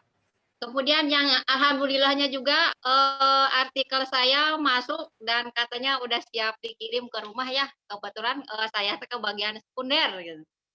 Artikelnya udah dipublikasi dan udah dicetak oleh Pak Dr. Sohardi. Nah, yang ingin saya tanyakan, saya kan ini udah 4B mau ke 4C. Artikel yang saya jurnalkan itu tahun ajaran 2018-2019. Kemudian di SSN kan tahun 2021. Berarti yang saya pakai bukan PTK yang 2018 ya Pak? Atau mengisi dupaknya yang ISSN tahun 2021. Nah, itu untuk pengisian dupaknya yang mana gitu? Apakah tahun 2018 waktu pembuatan PTK-nya dimasukin juga, atau hanya yang ada jurnalnya saja yang sudah jadi buku itu tahun 2021? Yang katanya nanti akan bisa kita masukkan ke SKP ya kalau nggak salah bulan Maret, atau dibuka linknya. Itu Pak pertanyaan saya. Terima kasih. Saya dari Sukabumi, dari Bandung, Jawa Barat. Pak Haji nih, Pak Haji Badrudin. Sama ya, Sukabumi ya Pak? Iya, Sukabumi saya. Baik, terima kasih atas pertanyaannya Bu Nina Gantina Kustian. Silakan ya, Pak Dr. Haji Badrudin untuk menanggapi pertanyaan Bu Nina tadi. Oleh Pak Dr. Muhammad dulu karena ini tentang jurnal ya. Monggo Pak. Ya, jurnal kebetulan jurnal kami ini memang jurnal baru Pak Dokter, yang kami khususkan untuk kelas guru ini. Jadi ISSN itu keluar tahun 2021 di Januari, awal Januari kemarin, sekitar tanggal 3 atau 4. Nah, jurnal ada beberapa artikel yang masuk di kami itu artikel atau hasil penelitian tahun 2019 atau 2018. Nah, dalam kaidah untuk publikasi kan oke. Nah, tetapi bagaimana dengan penilaiannya nanti? Itu mungkin inti dari Bu Nina tadi. Betul sekali, tepat Pak Dokter. Ya. Bagaimana Pak Haji? Ya, Ibu Nina, satu kalimat lagi. Jadi yang jadi masalahnya di mana? Nanti dalam pengisian dupak kan suka ada artikel ber-ISSN. Apakah masuknya ke tahun 2018 atau ke tahun 2021? 21 yang sesuai dengan jurnal yang terbit gitu. Mengisi dupaknya. Bukan dupak ya, SIM PKB Iya, kalau nggak salah SKP. Atau apa ya baik, kemarin tuh saya lupa yang Ibu. suka bikin itu teh. Ini tahun mana contoh Ibu? Ibu SK terakhirnya. SK 4A-nya tahun berapa, Bu? SK 4B 2000 April 2017. Nah, berarti 2018 2019 saya sudah bikin. Diperkenalkan baru kemarin. Oh iya. 2020 dan terbit ISSN-nya tahun 2021. Baik, Bu. Jadi karya tulis itu bis eviden, berbasis fakta ya, Bu. Misalnya Ibu buat PTK-nya 2018. Maka itu sesuai dengan faktanya PTK Ibu adalah 2018. Sekalian menjawab yang lain bahwa PTK itu satu semester hanya satu.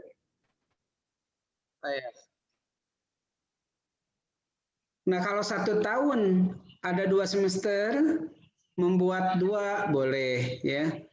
Hanya kalau 1 semester hanya 1, berarti 1 tahun ada peluang membuat 2 PTK karena semester ganjil dan genap.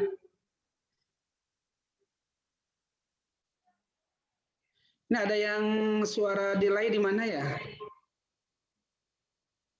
Kemudian Ibu tentang jurnal. Jurnal kalau terbit 2020, maka karya artikel jurnalnya ya untuk tahun 2020. Walaupun PTK-nya masih itu-itu juga gitu. Walaupun PTK-nya apa, Bu? Itu juga. Iya, kan PTK yang 2018 itu belum dijurnalkan. Iya, dijurnalkannya Saja 2020. jurnalkan tuh Pak Dr. Suhardi. Iya. Iya, PTK-nya 2018, artikel jurnalnya 2020, nggak apa-apa, Bu. Boleh begitu. Iya. Iya begitu. Boleh, emang begitu, Bu? Boleh. Nanti PTK-nya dinilai, kemudian berarti PTK-nya dua-duanya dibuat artikel dimasukin jurnal, ya. artikel Tahun jurnalnya. 2018 berarti saya. Iya. 2018 PTK, 2020 artikel jurnal dari PTK yang 2018, begitu. Oh iya. Oh iya, makasih Pak. Iya. Dikira yang 18 karena PTK-nya sama, tidak gitu. Iya, saya paham. Enggak, tetap berarti dua-duanya saya masukin. Dan dinilai dua-duanya. Nah, kalau dua-duanya layak, lolos. Hanya kalau PTK-nya enggak layak, mohon maaf, sering ada yang misalnya ada kurang dikit-dikit. Kalau artikelnya ada peluang lolos, Bu. Karena kalau artikel kan selama jurnalnya ber-ISSN, penerbitnya jelas, rata-rata diberi nilai dan lolos. Tapi kalau PTK kan harus betul-betul sesuai laporan, Bu. Bisa dua-duanya lolos, bisa PTK ditolak, artikel jurnal lolos. Itu peluangnya. Iya. Good. Ya, paham Pak, mengerti. Makasih. Iya. Sip.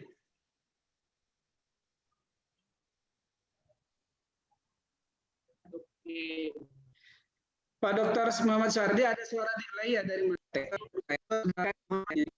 Dokter, ada suara delay ya dari mana? Suaranya jadi nggak jelas. Kalau Bu Nina, kalau suara saya jelas kan?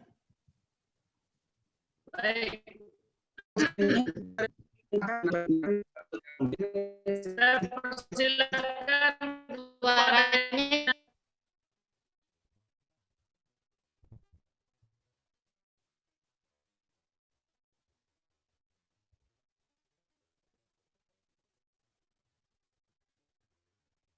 baik. Saya persilakan kepada Ibu Rina Herlina Yusuf. Top 11. Iya, Bapak. Assalamualaikum warahmatullahi wabarakatuh. Terima kasih. Yang pertama saya mau menanyakan tentang saya mau dari 3D ke untuk tidak harus PTK kan ya Pak ya, bisa dengan karya inovatif. Nah, jika kita sudah membuat karya inovatif pelajaran tapi tidak dipraktekkan seperti masa pandemi seperti ini gitu. Kita yang di sekitar kita itu diajukan untuk ya hanya itu aja. Assalamualaikum warahmatullahi wabarakatuh. Ibu Rina, Damang Ibu. Sehat, Bu? Alhamdulillah sehat, Pak. Ya, alhamdulillah. Jadi best practice Ibu dan Bapak yang tadi disampaikan dan diwakili oleh Ibu Rina itu bisa dijadikan menjadi penelitian ya. Ada guru guling, guling itu guru keliling atau guru kunjung sebenarnya istilah bahasa Indonesianya guru kunjung, tapi orang Sunda suka buat akronim namanya guling. Guling itu guru keliling ya, guru berkeliling gitu ya. Ini terjadi karena ada siswa yang tidak ada sinyal, tidak punya HP, tidak punya laptop, akhirnya guru mengunjungi. Nah, dan ini dijadikan best practice, bisa diangkat menjadi tinjauan ilmiah atau best practice, dijadikan saja makalah best practice. Bisa nilainya bisa sampai 2 ya. Gitu. Jadi sebagai best practice. Ada yang bertanya di chat Pak Dr. Muhammad Suhardi, boleh nggak ya PTK diganti dengan buku ber-ISBN? Bukan masalah boleh dan nggak boleh, itu perbedaan jenis KTI. Ada KTI PTK, ada KTI buku. Nah, kalau buku itu ada buku bidang pendidikan, ada buku di bidang mapel atau tupoksi, dan ber-ISBN. Kalau ber-ISBN nilai bisa sampai 3.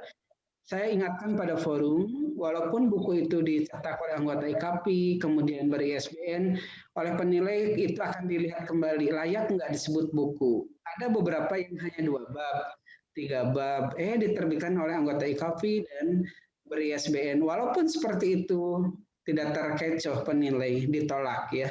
Jadi gimana sih layaknya sebuah buku begitu ya? Kalau buku pelajaran kan dalam satu semester ada berapa KD? Misalnya 5 atau 6 KD, wajar dong 5 sampai 6 bab. Kalau 5 KD 5 bab misalnya. Ini kok hanya 2 bab? Tapi dicetak kemudian ber-ISBN. Jadi kalau ada yang menawarkan begitu, mohon maaf ya, penilai biasanya tidak terkecoh dan ditolak. Jadi betapa kita harus serius. Karena buat anak-anak Indonesia, para pendidik itu harus serius. Buat anak jangan coba-coba, buat anak harus serius. Betul ya, Bu Rina ya? Monggo Pak Dokter, silakan. Baik. Ibu Rina, apa sudah cukup jelas? Maksud saya gini Pak, karya inovatif yang saya buat itu kan alat peraga, alat pelajaran kan tidak dipraktekkan sama anak-anak di sekolah. Sebab kan dia maksudnya anak-anak kan masa pandemi ini masih PJJ gitu. Nah, syaratnya kan kalau alat peraga itu kayak inovatif mesti dipraktekkan, ada fotonya. Nah, kita mempraktekannya dengan anak-anak yang ada di sekitar rumah saya, misalkan anak saya tetangga gitu. Nah, apakah laporan itu inovatif itu bisa diajukan ke KNP? Maksud saya itu, Pak. Bisa Bu, jadi yang terpenting adalah pertama ada laporan naskahnya tentang cara pembuatannya, kemudian ya, ada bahan-bahannya, cara pembuatannya dan penggunaannya. Kemudian kalau Ibu mempraktikannya ke siswa yang Ibu bisa jangkau, laporkan saja sebagai foto-foto penggunaannya. Nah kemudian harus dibuat CD juga ya, CD-nya. Jadi ada naskah teks itu berisi tentang bahan, proses pembuatan dan proses penggunaan itu sebagai naskah, buat juga CD-nya. Begitu, Bu. Oh, buat CD-nya ya, Pak ya? Oh iya, baik ya, Bapak, terima kasih sudah jelas. Iya, terima kasih.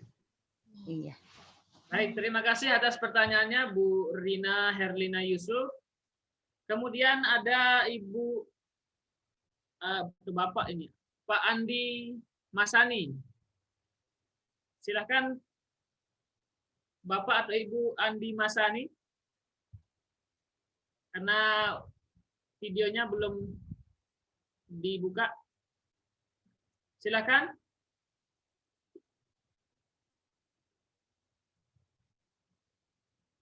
Atau Pak Yani, silakan langsung bertanya kepada kami. Pak Yani Peter Pitoy, Ya, silakan. ya, terima kasih. Mohon izin tidak pakai video karena internet unstable. Ya, yang pertama Pak Dr. Badrudin, di buku 4 itu ada syarat untuk jurnal yang diterbitkan itu untuk jumlah artikel itu 5 artikel minimal dan maksimal 15 artikel. Apakah itu tidak ada relaksasi, misalnya kalau ada jurnal yang sudah terbit sampai 19 atau 20 artikel. Kemudian yang kedua, Pak, saya sebenarnya merencanakan untuk mengurus pak untuk ke 4C dengan menyertakan 1 LHP, 1 best practice, 1 jurnal, kemudian sisanya 6 angka kredit saya penuhi dengan karya inovatif. Tetapi jurnal saya itu terbitnya nanti Januari ini, Pak. Padahal saya sudah menyusun dupak sampai 2020. Nah, apakah ini seandainya saya mengusulkan ini bisa ditolak karena yang jurnal itu terbitnya 2021 walaupun cuma 1 bulan. Terima kasih, Pak. Baik, Pak Yani. Silakan Pak Dr. Haji Badrudin. Iya. Pak Yani Peter di provinsi mana, Pak? Sulawesi Utara. Sulawesi Utara. Mohon izin saya mau apresiasi dari suaranya Bapak ini orang hebat. Sudah Saya mau kan 4C aja nih. Saya kan tukang meramal, Pak. Iya. Sulawesi Utara ya, Pak? Iya, iya. Saya sudah ke Manado 2 kali, Pak. Iya, iya. Iya, terima kasih. Salam kenal juga ya, Pak ya dari saya. Luar biasa, Pak. Pengalaman Bapak sama seperti saya. Hari ini saya sedang menyiapkan juga mohon maaf, ke 4D. Tapi syarat khusus saya seluruh dokumen sudah siap loh, Pak. Seluruh aspek sudah siap. Cuman saya nunggu lagi 1 artikel jurnal sebagai syarat khusus, yakni jurnal yang bereputasi. Jurnal yang terindeks Scopus dengan CGR-nya di atas 0,40. Kemarin yang menjadi guru besar itu sampai bulan Juni hanya 0,15, Pak. Tapi mulai bulan Juli sampai Desember berlaku aturan minimal ilmu sosial itu di 0,40. Tinggi banget memang angkanya. Karena ini sudah accepted tapi belum publish. Akhirnya saya menahan diri untuk tidak mengajukan berkas dulu. Itu lebih baik demikian, Pak, daripada nanti dokumennya bolak-balik. Ya, itu merepotkan, Pak. Tapi Bapak strategi yang Bapak pakai bagus juga loh, Pak. Jadi Bapak ajukan saja sebagai usulan kenaikan pangkat. Nanti kalau ada penolakan kekurangan poin, kan ada surat cinta tuh. Itu aja nanti Bapak susulkan setelah terbit. Itu sebagai sebuah strategi yang Bapak lakukan. Nggak masalah juga kok, bisa menjadi alternatif. Bapak betul-betul memanage waktu dengan hebat. Hanya kalau saya kurang berani cara demikian. Saya orangnya perfeksionis. Jadi sempurna dulu baru kirim. Ini hanya beda style saja, Pak. Jadi cara yang Bapak pakai itu orang manajemen biasanya. Kejar waktu, beli waktu. Waktu tidak kembali. Jadi Bapak hebat. Nanti kalau dinyatakan ada kurang poin dikit-dikit, tinggal Bapak sampai sekarang beberapa karya itu tinggal disiapkan untuk memenuhi kekurangannya kalau dinyatakan ada kekurangan. Paling itu menjadi cara alternatif atau solusi in proses. Keren juga cara Bapak. Nggak masalah, di dosen juga banyak yang begitu, Pak. Tapi kalau gaya saja, kalau saya orangnya sempurna dulu. Karena pengalaman saya ke 4C dulu 2 bulan loh, Pak. 2 bulan itu terbit SK, bukan hanya PAK. Jadi nggak perlu waktu lama kalau kita yakin sudah sempurna. Kemudian pertanyaan yang pertama tadi, aduh dikit Pak, apa itu sampai? Begini Pak, dalam sebuah jurnal kita sebagai pengelola jurnal nih, untuk digunakan oleh oleh guru-guru ini ada jurnal yang mungkin di atas 15 atau 20 terbitan per edisi. Apakah itu dibolehkan, Pak Dr. untuk dinilai? Atau memang ada minimal terbitan artikel per edisi? Iya, ini tinggal berkuat doa saja, Pak. Kuat doa. Karena memang di jurnal internasional pun banyak yang demikian. Contoh, jurnal internasional ini ada yang 300, ada yang 500, ada yang 1000 halaman misalnya.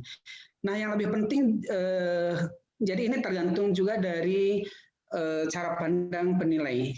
Ya, yang lebih penting lagi adalah masalah timing edition. Ya, 1 tahun itu ada yang 2 kali, ada yang 3 kali, ada yang 4 kali. Nah, yang dicurigai itu yang terbit tiap bulan. Nah, sudah di atas 15 dan terbit tiap bulan. Ada loh Pak yang begitu, mohon maaf, itu Bapak jangan mengandalkan yang begitu deh. Karena lihat Pak Dr. Muhammad Suhardi, untuk 1 edisi saja kan teriak-teriak, manggil-manggil guru, direview oleh Mitra Bebestari dan lain-lain. Itu kan butuh waktu. Ini ada jurnal yang terbit tiap bulan, monthly. Itulah yang cenderung lebih, mohon maaf, petik 2, tidak menjaga mutu artikel jurnal.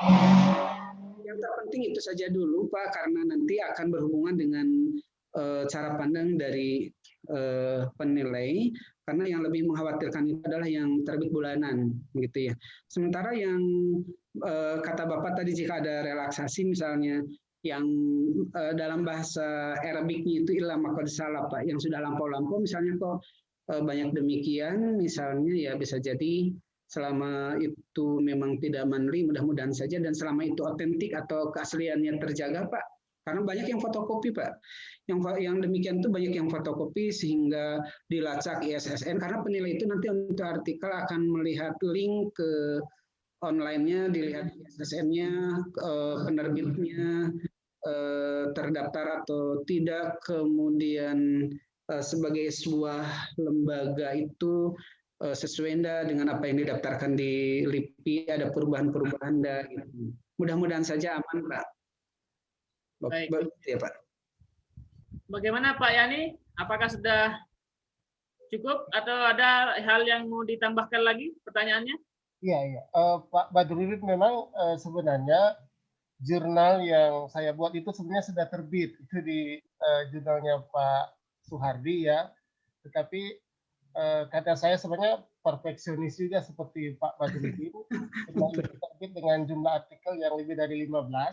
Jadi saya menahan diri karena saya membaca itu bisa ditolak kalau jumlah artikelnya bisa lebih dari 15. Makanya saya kemudian bermohon ke Pak Suhardi untuk oke lah diterbitkan kembali untuk periode Januari. Tapi kalau lihat penjelasan Bapak tadi kan harusnya tidak bisa dihitung untuk penilaian angka kredit yang sampai periode 2020 itu. Demikian Pak. Iya.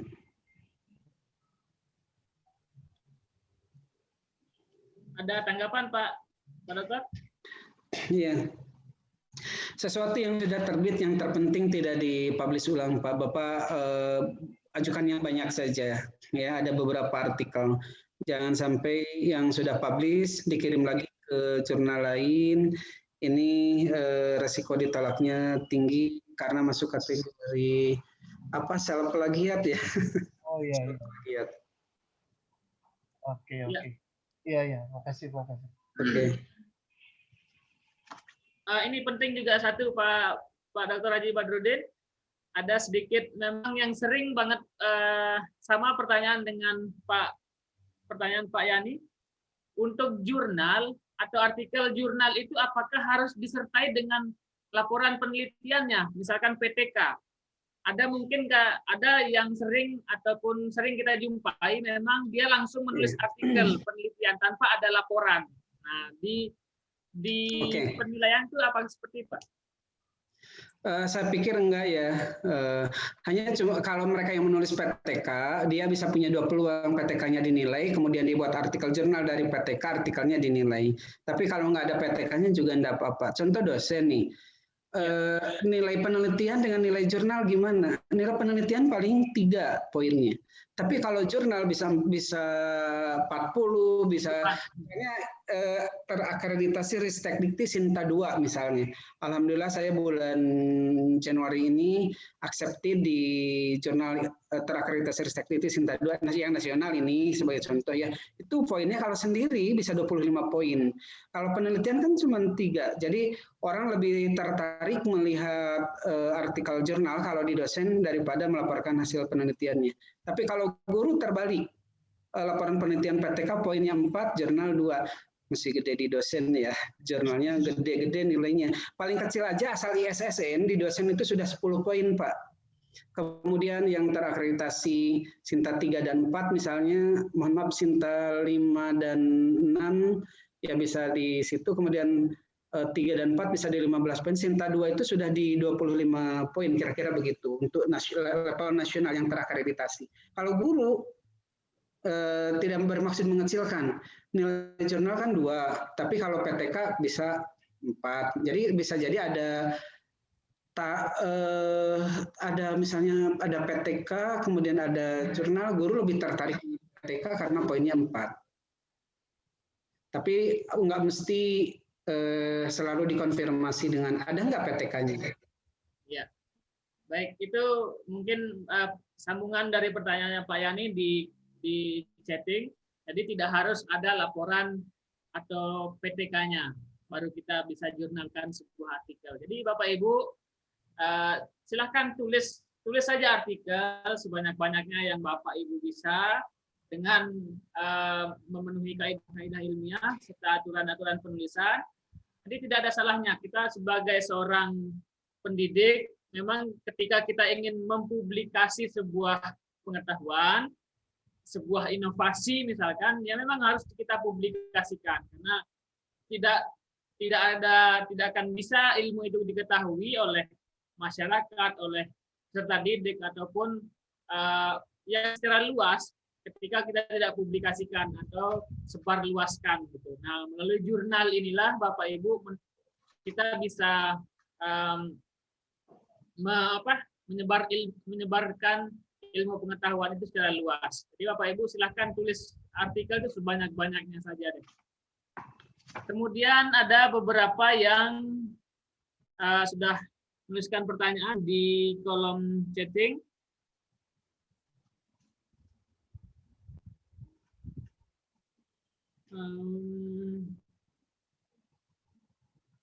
Dari Ibu Muslikah, ini Bapak Ibu sangat antusias sekali bertanya terkait dengan dupa guru ini Pak Haji. Banyak sekali pertanyaan terkait dengan angka kredit. Silakan Pak Dokter, masih banyak ternyata pertanyaannya. Baik, izin menjawab ya Pak. Lagi Pak. Mulai dari bawah, dari Pak Imron, dari Batanghari Jambi. Saya pernah ke Jambi beberapa kali dan saya pernah bertemu dengan Kak Kanwil Jambi. Kemudian dia bilang, ini kalau tidak naik pangkat ini harga diri saya sebagai Kak Kanwil, katanya begitu Pak Imron. Jadi pertanyaan dari Pak Imron, bagaimana sih caranya kalau di tingkat Kemenag Kabupaten misalnya ingin membuat jurnal? Saya melakukan pengabdian dan di sini nampaknya ada di forum salah satu pemimpin redaksinya, mudah-mudahan ada di Kabupaten Pangandaran, Bapak dan Ibu, itu KKG dan MGMP-nya untuk jenjang MI, MTS dan aliyah itu kompak. Kemudian kekompakan mereka misalnya kita ambil 6 orang sebagai mewakili sebagai tim pengelola jurnal. Bagaimana memanage atau manajemen jurnal ilmiah? Kemudian saya memberi saran Bapak dan Ibu, walaupun Bapak Ibu yang bekerja, kalau untuk kepentingan jurnal penerbitnya Kemenag Kabupaten ya, jadi penanggung jawab langsung kepala Kemenag. Kemudian ada dewan, ada penyunting ahli, beberapa dari perguruan tinggi, kemudian ada penyunting pelaksana. Di situ chief editor dan anggota, kemudian ada bagian administrasi. Nggak mesti banyak orang Pak untuk memulai. Yang penting ada di antara pengelola itu orang yang melek IT, ya. Kemudian saya bilang, kumpulkan 10 calon tulisan gitu. Nah kemudian buat cover, daftar isi, ajukan ke LIPI kan gitu, secara online kan, di Jambi juga bisa. Nanti keluar dan PISSN. Kemudian setelah selesai launching ya. Nah jadi dimohonkan nanti diterbitkan oleh kantor Kementerian Agama Kabupaten Batanghari Jambi misalnya begitu. Jadi mudah Pak. Jadi nggak mesti banyak orang. Yang penting konsisten, komit, sesuai moto Kementerian Agama ya, ikhlas beramal kan begitu. Kalau saya juga tahu dari Pak Dr. Muhammad Soehardi, berapa author fee-nya? Oh, kecil banget, kalau di Pangandaran udah tinggi, tapi saya nggak cerita di forum deh. Udah tinggi harus bayarnya. Mengapa kok mahal ya ngirim ke jurnal? Biaya cetak itu tinggi, karena ada 2 versi. Satu yang dicetak, satu hanya yang online. Kalau dicetak kan bukan di print dan difotokopi, betul-betul dicetak itu biayanya tinggi. Bayangkan 10 penulis, 10 artikel harus dicetak. Karena kalau mencetak itu untuk 1000 eksemplar dengan 10 eksemplar, mahalnya sama ya. Itu biayanya kan, maka jatuhnya bisa lebih mahal. Berbondong-bondonglah Bapak Ibu, mumpung masih murah tuh Pak Dr. Muhammad Soehardi. Nanti saya kasih bocoran kalau jurnal itu harusnya mahal, nanti Bapak Ibu mundur lagi. Masya Allah. Jadi kalau dicetak itu mahal. Nah ini, belum kalau sulit difasilitasi. Kalau enggak bisa tanya dikasih jawaban. Izin melanjutkan Pak Dokter, ada pertanyaan kalau rangkuman sehari-hari dibuat buku ber-ISBN, Bapak Ibu yang penting lagi-lagi seluruh jenis kata guru memenuhi rukun. Bagaimana rukun diktat? Walaupun tebal kalau nggak sesuai rukunnya enggak dinilai. Bagaimana rukun modul? Bagaimana rukun buku begitu ya. Jadi kalau yang catatan sehari-hari biasanya paling naiknya adalah ke diktat. Ya. Dari diktat naik ke buku atau dari modul ya seperti itu. LKS nggak dinilai lagi ya, jangan mengajukan LKS untuk dinilai. Oke. Best practice dibukukan dan ber-ISSN bisa dipakai sebagai pengganti PTK. Bukan pengganti bahasanya ya sebagai buku saja. Kalau buku ber-ISBN ya dinilai sebagai buku ber-ISBN. Tidak ada sistem ganti-mengganti. Malah saya buat PTK tapi saya bisa bikin buku ini pengganti PTK ya. Oh enggak bisa. Gitu ya. Kalau buku ya buku, PTK ya PTK. Karena itu termasuk jenis-jenis karya tulis ilmiah guru.